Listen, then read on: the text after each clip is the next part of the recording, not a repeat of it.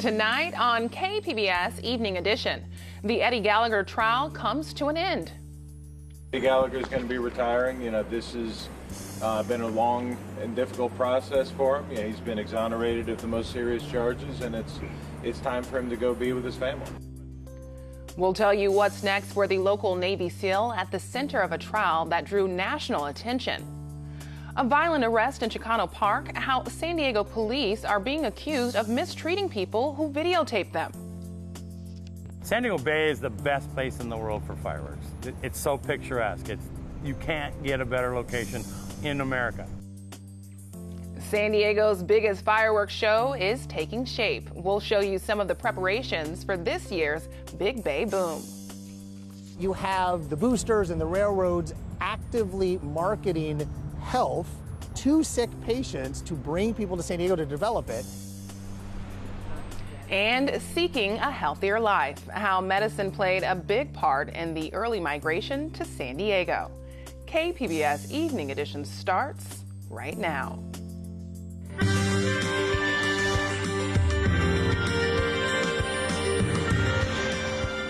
Good evening. It's Wednesday, July 3rd. Thanks for joining us. I'm Ebony Monet.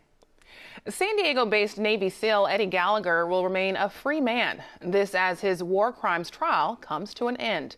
Today, a military jury sentenced Gallagher to time served for wrongfully posing with the dead body of an ISIS fighter. That's the only charge in which the jury reached a conviction. Gallagher was acquitted of murder and other charges related to his service in Iraq. His sentence includes a drop in rank and a temporary pay cut. Gallagher did not speak to local media today, but he did appear on the Fox News channel this morning. I just want to say that I feel completely grateful and blessed to have the support that I had this whole time from the country and from all the troops around the country. And I want to say thank you to you, Fox News, to you guys, Pete, for being with us from day one. You guys backed us from the beginning. I especially want to say thank you to Congressman Duncan Hunter and Congressman Ralph Norman, and also to President Trump for intervening when he did. I would say to future Navy SEALs, loyalty is a trait that seems to be lost. I would say bring that back. You're part of a brotherhood. Remember, you're there to watch your brother's back. He's there to watch your back. And just stay loyal. KPBS military reporter Steve Walsh covered the trial and was at today's sentencing. I spoke with him earlier about the conclusion. Steve, today was the formal sentencing for Navy SEAL Eddie Gallagher. What happened? So what happened is he was acquitted of 6 of the 7 charges against him, including all of the most serious charges. But there was this one remaining charge, posing with a corpse on the battlefield. That only carried a maximum sentence of 4 months in jail. It was the only one of these charges where he could not receive a dishonorable discharge by the court. But it turned out this morning, even though there was a lot of talk that, well, he had gotten off on so many charges yesterday that he would probably get a lighter sentence. In fact, he got the maximum sentence. They sentenced him to 4 months in jail, and he was also downgraded in rank. He's a chief petty officer, and he left the court. He is now at least going through this process to become a petty officer first class. So he's going to receive less money. And his legal team responded to the sentencing. What did they have to say? We'll hear a bit of that bite, but overall, can you characterize the tone of their reaction? Yeah, I can tell you what yesterday's reaction was: complete and utter jubilation. In fact, the attorneys for Eddie Gallagher came in a little later today. The thought was they were out maybe partying it up. Today was much more somber. It felt as though they were not expecting to see this 4-month sentence. But we talked to, afterwards, Gallagher's attorney, Tim Parlatore, came out, and he spoke to the media, and he talked specifically about this charge of posing with a corpse. It was a regretful decision to pose in the photos. It's something that, obviously if he could take that back, he would. It is... Those photos have led to pretty horrific consequences for his family. If he hadn't been in those photos, they wouldn't have had this idea. They wouldn't have dragged his kids out at gunpoint. They wouldn't have put him in the brig for all those months. He has suffered pretty horrifically for something like that. Now, Eddie Gallagher did not testify during the main trial before the verdict, but he did testify this morning in the sentencing phase. We saw a very subdued Eddie Gallagher take responsibility for posing. He was the chief. He was the senior chief on the scene in 2017, and he said that I made mistakes when referring to the posing with the corpse and encouraging some of his other platoon members to do it. Throughout my 20-year career, tactical, ethical, and moral mistakes. I'm not perfect, but I've always bounced back. And he told the jury, I'm ready to bounce back from this. And this was a military trial. How does a military trial differ from the civilian process? We're once again going to find that out. Among the things is there is a convening authority in this. So this sentence will not automatically go to an appeal. It has to be approved by the Admiral for Navy Region Southwest. So from there, assuming they don't change this in any way, then it might go on to, it seems very clear from his attorneys they want to appeal this as far as they can. So from the outside, there appeared to be a lot of surprises and twists and turns in this trial. Actually covering the trial inside the courtroom, what was it like? Ebony, you got to think back here to set the scene for this entire thing. Before this, they even went into day one of this trial. The president had chimed in a tweet saying that he should be removed from the brig pre-trial. There were allegations of the defense on the part of the prosecutors that they were spying on the defense by putting email trackers in there, emails to try to catch the source of documents that were being leaked. So the lead prosecutor had been removed only within really a couple of weeks before the trial was set to begin. And then we started this case in court. And then we found out during the prosecution's case, the prosecution witnessed Corey Scott, a medic on the scene there, who was supposed to testify that he saw Gallagher stab this wounded detainee. He did say that, but then he went on to say that Gallagher left and that he closed the detainee's airway, and that in fact he was the one who killed him by asphyxiating him. He said it was a mercy killing. He didn't want them to fall in the hands of the Iraqis. And what was the reaction in the courtroom when he made that confession? Surprise. The prosecutors were very annoyed and anxious, and they fired back and said he had never said this before. Now, the defense said this was all part of their characterization, that this was a very sloppy investigation, that they weren't asking the right question, that this was a rush to judgment. The senior NCIS naval investigator in this case, Joe Warpinski, had only been with NCIS for 2.5 years before taking on this incredibly high-profile war crimes case with all of these national and international implications. So clearly, that was what the jury saw. So lastly, what's next? What happens with Eddie Gallagher? So what happens with Eddie Gallagher, there's bouncing back and forth. His attorney said outside of court that he has only a couple of weeks before he gets what is called his 20, which is when he can retire. Now, we know just from this case that the last time he enlisted was in 2017 during all of this. That's part of what he was charged with, was re-enlisting over a body. So he'll be waiting for this appeal. They'll be going through the process, but he could be out, his attorneys say within a couple weeks. The prosecutors were saying it was closer to a couple of years. But bottom line, even though he got these 4 months, he had served so much time in the brig that it was enough for him to actually leave. So he left. In fact, after this, he left rather abruptly, and he did not talk to the media afterwards. Very interesting. Thanks for covering it all for us. Steve Walsh, great job. Thank you, Ebony. You can find more of our coverage of the Gallagher trial at kpbs.org, including a midday edition interview with 2 former military judges about this case. San Diego police are receiving backlash for arresting people who are recording them in Barrio Logan. KPBS reporter Max Rivlin-Nadler tells us how last week's arrest set off a night of protest. It started right here with a traffic stop underneath the overpass in Chicano Park. 35-year-old Georgina Ramirez Mercado began filming 2 police officers who were taking an unidentified person's license. But within a few minutes, Mercado, who was here with her 3 children, was being placed under arrest for obstructing an investigation. For years, residents of Barrio Logan have claimed their neighborhood is being targeted by police disproportionately. Mercado reached out to others who videotaped the police in the neighborhood because she needed someone to watch her children while she was in police custody. 22-year-old Eddie Alvarez answered the call but refused to hand over his own identification to police, who refused to turn over the kids to him.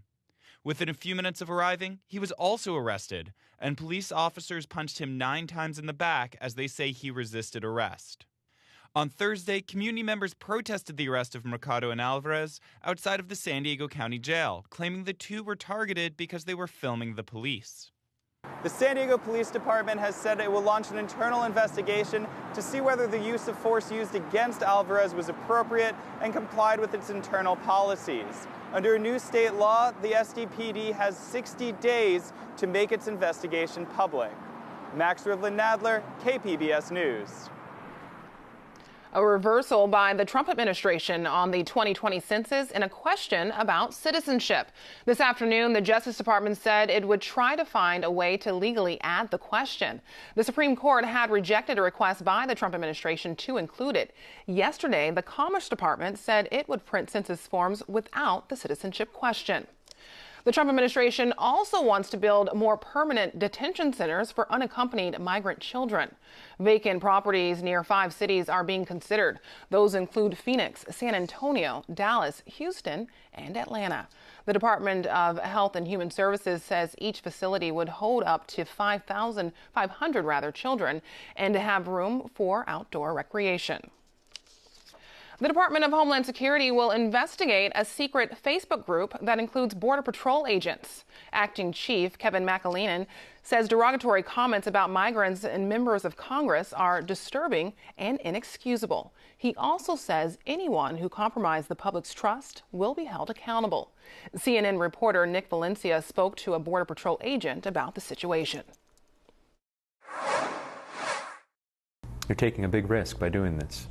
Yes, what America needs to know. They need to know the truth. A Border Patrol agent who's had enough. In a CNN exclusive interview, the veteran agent, who agreed to go on camera only if their identity was concealed, expressed disgust at a closed Facebook group reportedly comprised of thousands of current and former agents.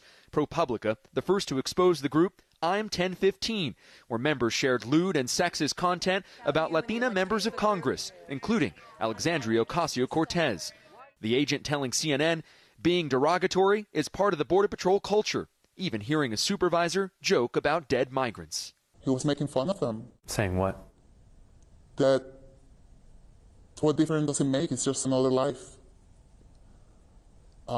He made a comment also regarding running over illegals, and I'm like, you cannot run over people. In describing the conditions inside the El Paso detention facilities, the agent compared them to a zoo. The holding facility, the cells, they are, what I will say, filthy. We have a maintenance and cleaning crew that clean the general area, like the hallways, but I have never seen them cleaning counters or cleaning toilets in the cells or cleaning sinks in the cell. Sometimes you go in a cell and there's trash everywhere. There are those in leadership at Customs and Border Protection. Yes. They say that migrants are getting basic human rights. What do you say to leaders who are saying migrants are getting basic human rights? What is basic human rights? Toilet paper, water from the sink, wearing the same clothing for days. I remember whenever we used to be at processing center, we used to have, especially in winter, we used to have these blankets. And 10 different aliens will use the same blanket. We will recycle them. You know, we'll put them in a bag and they wouldn't get washed. I feel like, multiple times during our interview, you've sort of stared off in the distance and you've thought about some things that you've seen. I mean, it seems as though there are things that you might take home with you. Every day. Like what? The kids. What about the kids? They just want hope. They want to believe in something. They want a future. Do you support President Trump's immigration policies? President Trump is our commander-in-chief, and unless he's unethical, illegal, or immoral, we should obey. The question is, at what cost? Nick Valencia, CNN, El Paso, Texas.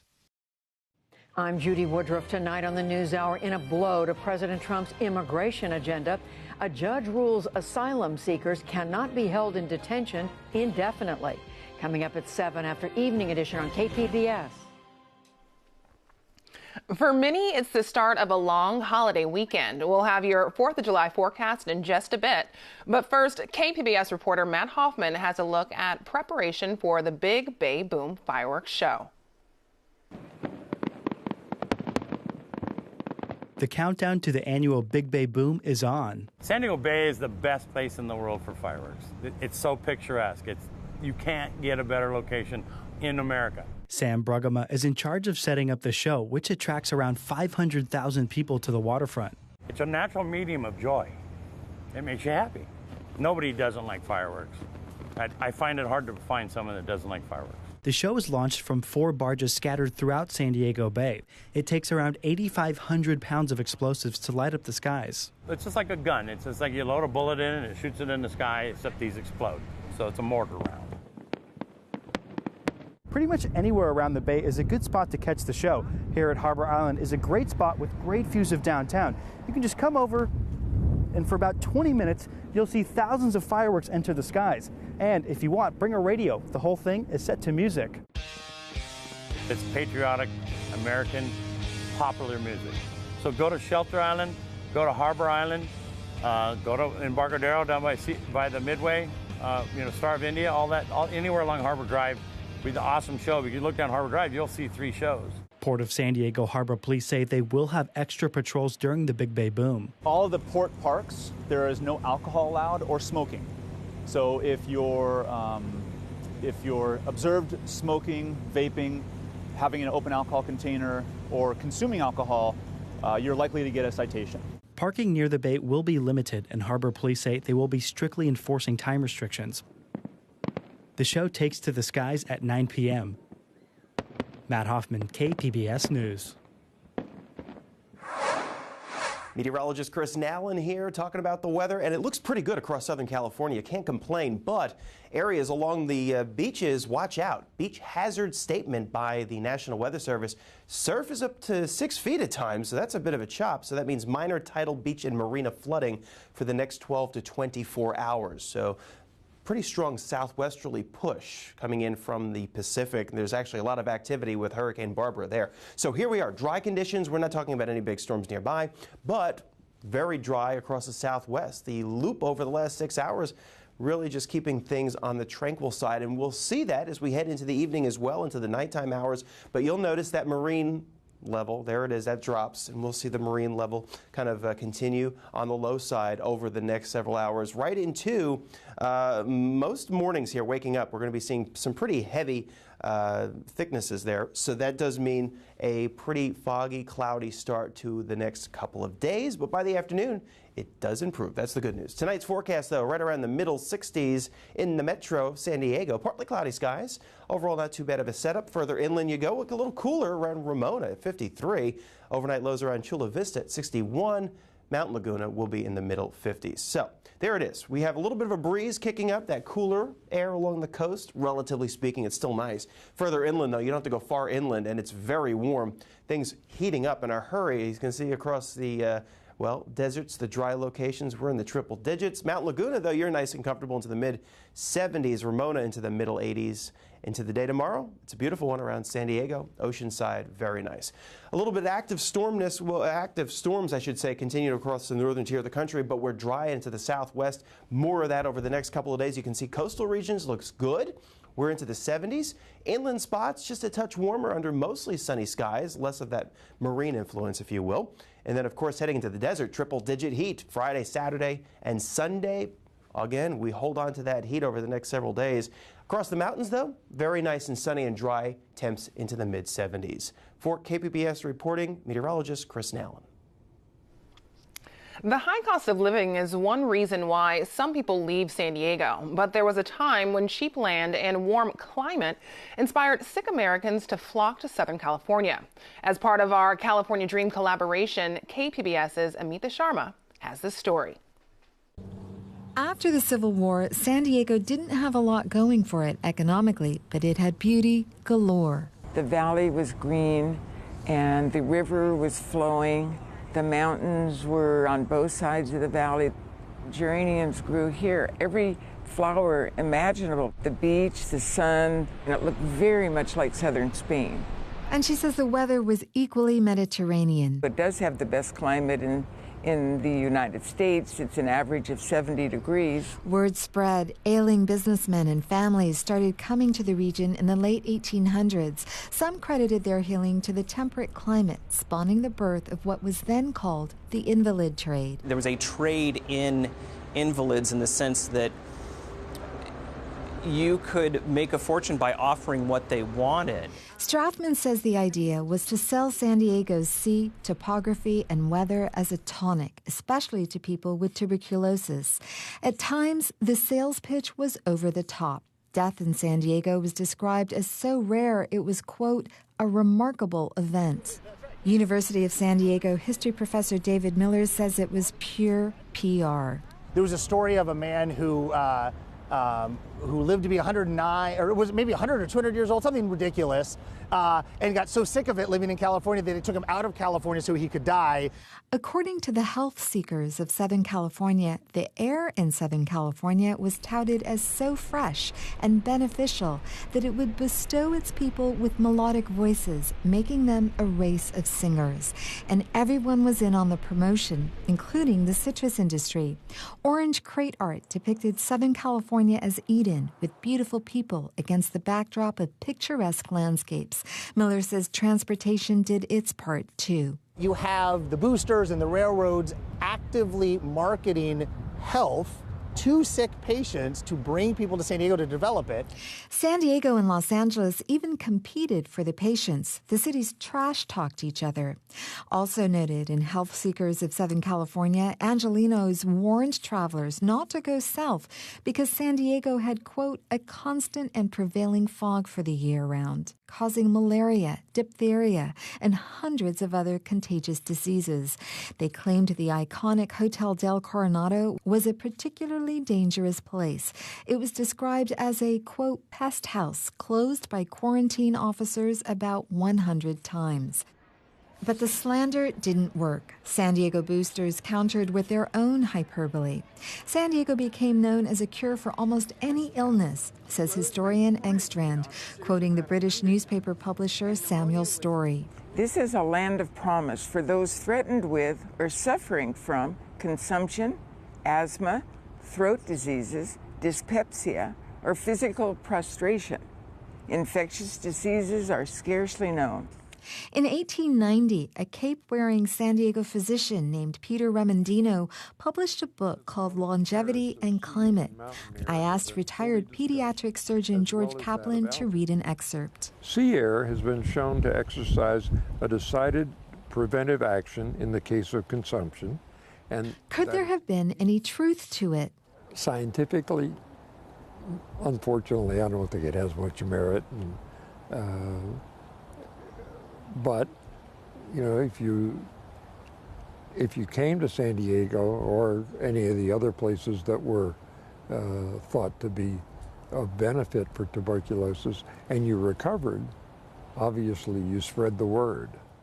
San Diego cashed in on the medical tourism. In 1870, a San Diego Union editorial headlined "Our Winning Card" stated, quote, "It is hardly too much to assert that probably 2/3 of our population and wealth has been drawn to San Diego by its advantages as a health resort alone."